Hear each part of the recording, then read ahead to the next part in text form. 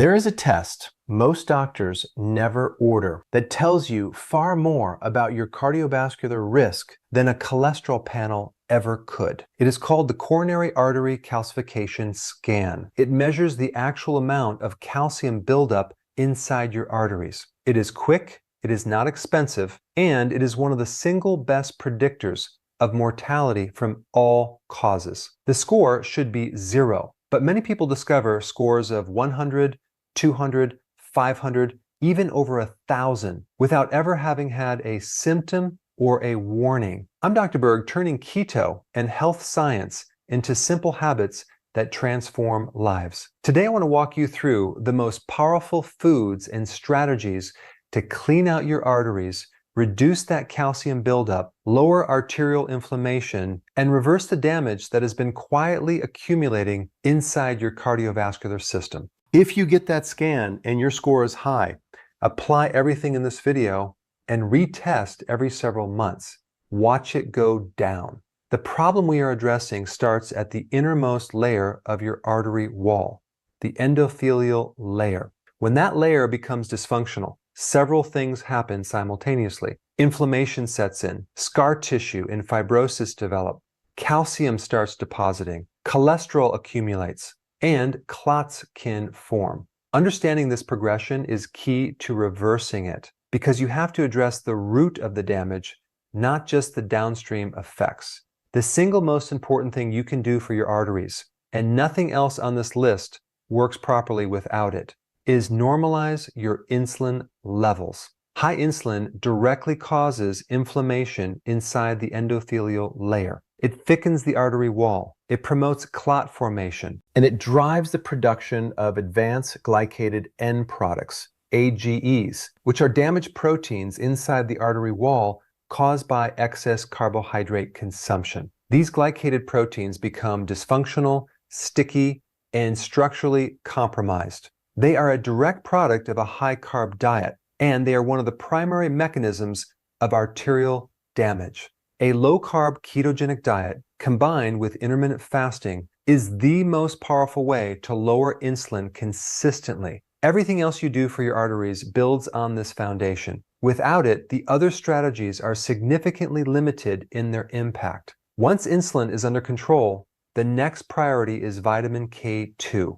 K2 has one primary job in the cardiovascular system. It keeps calcium out of the arteries and directs it into the bones where it belongs. The calcium deposits showing up on that coronary scan are there in large part because of K2 deficiency. The foods highest in K2 are natto, which is fermented soybeans, beef liver, chicken liver, egg yolks, grass-fed butter, grass-fed beef, sauerkraut, and certain hard and soft cheeses. Make these a consistent part of your diet. The third area is vitamin E, but not the form most people are familiar with. There are two main categories of vitamin E compounds, tocopherols and tocotrienols. Tocotrienols are approximately 50 times more potent as antioxidants than tocopherols.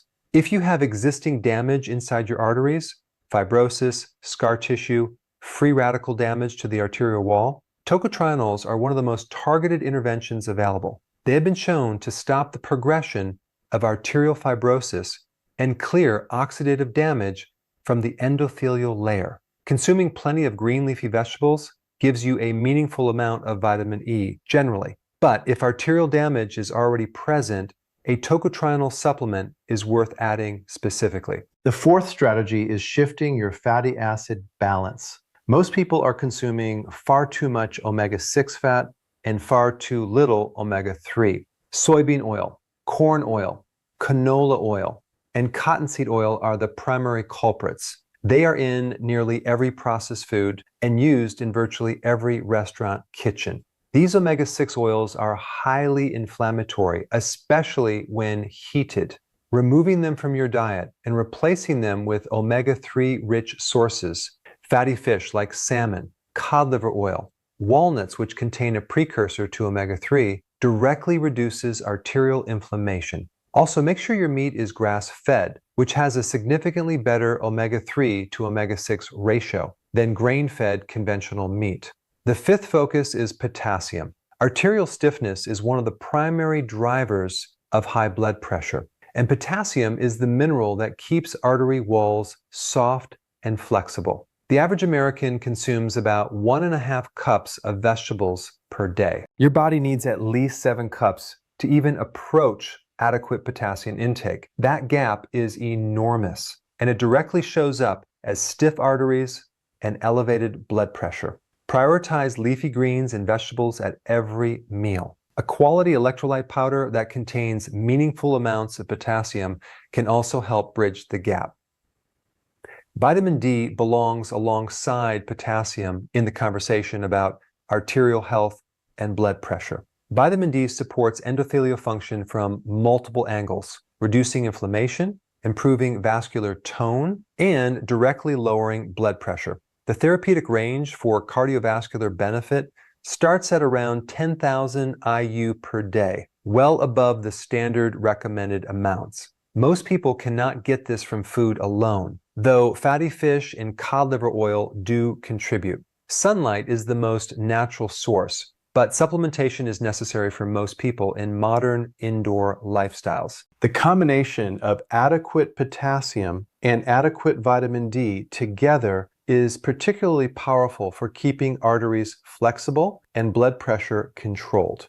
One more thing worth adding: pomegranate. Whether you consume the seeds directly in a salad or take it as a supplement, pomegranate has well-documented properties for lowering blood pressure and supporting arterial health. It is a meaningful addition to the overall protocol. So, to bring it all together, get the coronary artery calcification scan so you know where you actually stand. Lower insulin with a ketogenic diet and intermittent fasting. Prioritize vitamin K2 foods to keep calcium out of the arteries. Add tocotrienols to address existing arterial damage. Eliminate omega-6 oils and increase omega-3 from fatty fish and cod liver oil. Eat 7 or more cups of vegetables daily for potassium. Get enough vitamin D through sun or supplementation. And add pomegranate for additional blood pressure support. Your arteries can heal.